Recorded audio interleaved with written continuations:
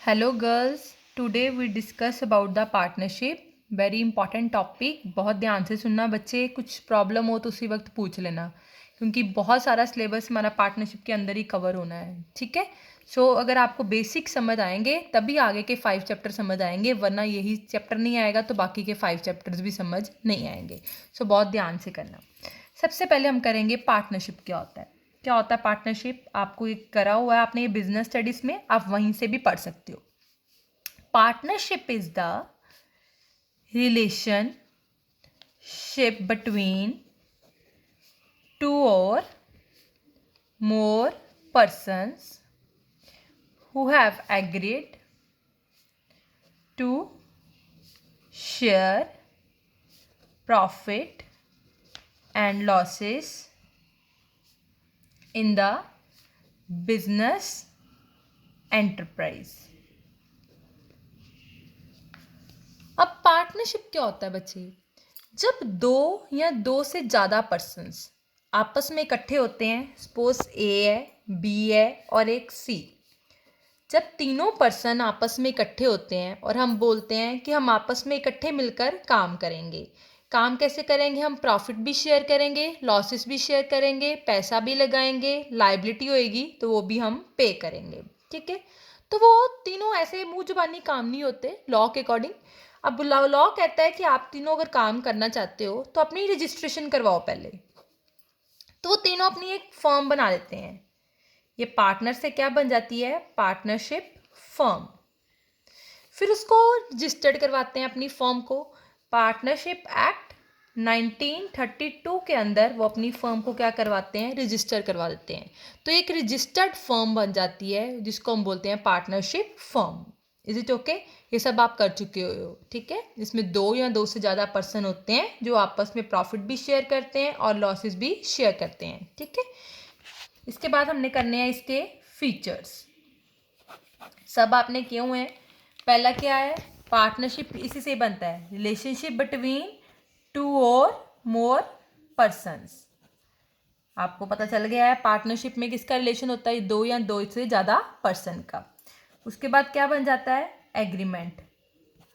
जब सारी पार्टनरशिप जब डीड बन जाती है सारे पर्सन्स में, चाहे एग्रीमेंट ऑरल भी हो सकता है और रिटर्न भी हो सकता है। अगर रिटर्न एग्रीमेंट है तो उसको अगर सारे पार्टनर साइन कर देते हैं तो वो हमारा एक लॉफुल एग्रीमेंट बन जाता है। ठीक है। नेक्स्ट है existence of lawful business. Law means lawful which is valid in the eyes of law. जो कानून की नज़रों में वो बिजनेस क्या होता है? वैलिड होता है। ठीक है। कि आप जिस काम को करने के लिए आपने पार्टनरशिप करी है वो आपको रजिस्टर करवाना पड़ता है। अगर आप वही काम रजिस्टर जो होता है उसी के अकॉर्डिंग ही पार्टनरशिप कर सकते हो। अगर आप कुछ अलग काम कर लेते हो उससे तो वो अनलॉफुल हो जाता है। नेक्स्ट है हमारा पॉइंट है शेयरिंग ऑफ प्रॉफिट्स।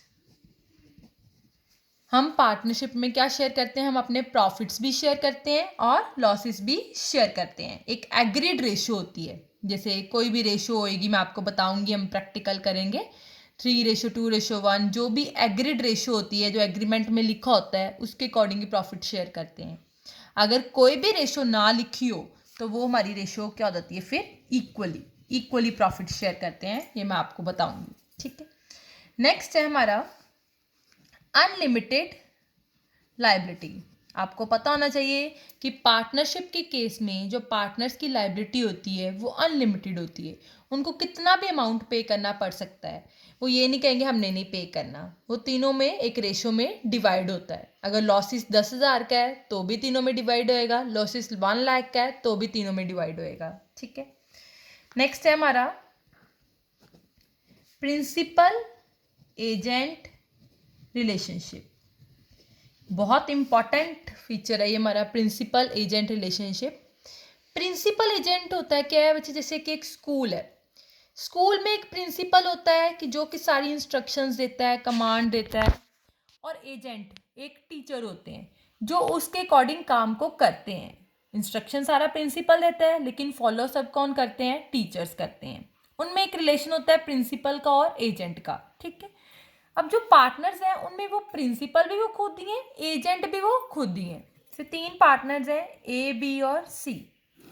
इंस्ट्रक्शंस भी तीनों खुद मिलके ही बनाते हैं और काम भी तीनों खुद मिलके ही करते हैं।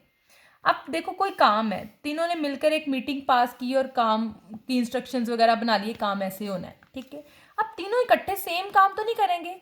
अब तीनों में से उन्होंने ए को बोल दिया आप ये काम कर लो। अब इसने इंस्ट्रक्शन भी बनाई थी, काम भी ये कर रहा है, मतलब इनमें कौन सा रिलेशन है, प्रिंसिपल और एजेंट का। Is it okay? नेक्स्ट है non transferability of interest. Non transferability of interest मतलब जो पार्टनर्स हैं वो अपना इंटरेस्ट आगे किसी को ट्रांसफर नहीं कर सकते। सपोज ए पार्टनर है, ए कहे मैंने नहीं अब पार्टनर रहना, मेरे बिहाफ पे मेरी वाइफ पार्टनर बन जाएगी, ऐसा नहीं होता। वो अपना इंटरेस्ट किसी को ट्रांसफर नहीं कर सकते without the consent of other partner.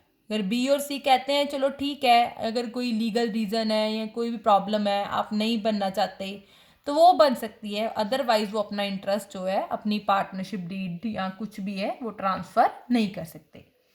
Next है last point, implied authority.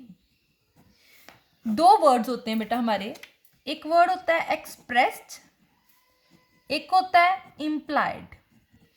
Express होता है जो रिटर्न होता है, जो आपको पता है, आपको बताया जाता है आपको क्या करना है और क्या नहीं करना।